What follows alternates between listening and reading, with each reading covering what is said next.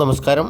വയനാട് ദുരന്തവുമായി ബന്ധപ്പെട്ട് ഇങ്ങനെ ഒരു സംഭവം ഉണ്ടാകാൻ സാധ്യതകൾ ഉണ്ടെന്ന് കസ്തൂരി രംഗൻ റിപ്പോർട്ട് അവതരിപ്പിച്ച് അത് ജനങ്ങളിൽ എത്തിയപ്പോൾ അത് യാഥാർത്ഥ്യമാണെന്ന് പറഞ്ഞ ഒരു രാഷ്ട്രീയ നേതാവ് ബഹുമാന്യനായ സ്വർഗീയ പി ടി തോമസ് ഇങ്ങനെ ഈ സംഭവം ഉണ്ടാകാതിരിക്കാൻ അന്ന് ജനങ്ങളെ ബോധവൽക്കരിച്ചപ്പോൾ തൻ്റെ സ്വന്തം ശവസംസ്കാരം നേരിട്ട് കണ്ട സ്വർഗീയനായ പി ടി തോമസിൻ്റെ ഓർമ്മ പുതുക്കൽ ഇന്ന് ഇടുക്കിയിലെ ജനങ്ങളും വരുംകാലത്ത് അനുഭവിക്കാൻ പോകുന്നതിൻ്റെ സൂചനകളെന്ന് പറയാതെ വയ്യാം. മുഴുവൻ ജനപ്രതിനിധികളുടെ യോഗം കൂടി.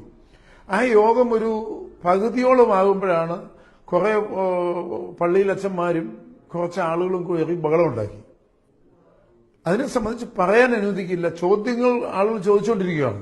നടന്നു കഴിഞ്ഞാൽ പിന്നെ ഇവരുടെ പ്രചരണം നടക്കരുത് കയറി ഞങ്ങൾക്ക് ഇതൊന്നും അറിയേണ്ട കാര്യമില്ല, ഞങ്ങൾ ഇത് ചർച്ച ചെയ്യാൻ പോലും സമ്മതിക്കില്ല എന്ന് പറഞ്ഞാണ് ലോഹയിട്ട കുറെ വൈദികരടക്കം കയറി ബഹളം ഉണ്ടാക്കി.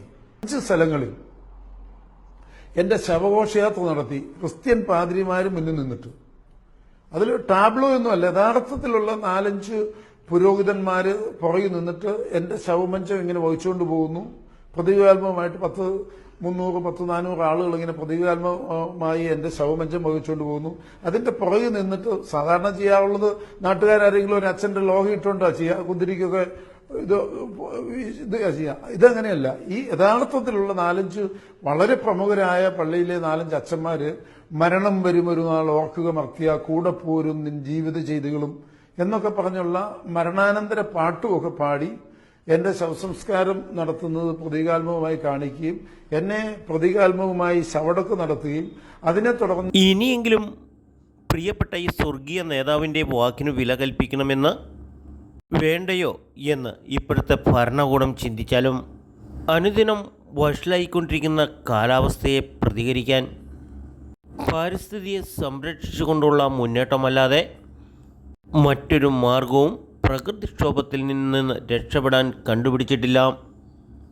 അടുത്തൊരു വയനാട് ആവർത്തിക്കാതിരിക്കട്ടെ എന്ന് പ്രാർത്ഥിച്ചുകൊണ്ട് നാട്ടുരാജ്യ ന്യൂസിനു വേണ്ടി റിപ്പോർട്ടിംഗ് കെ വിജയൻ.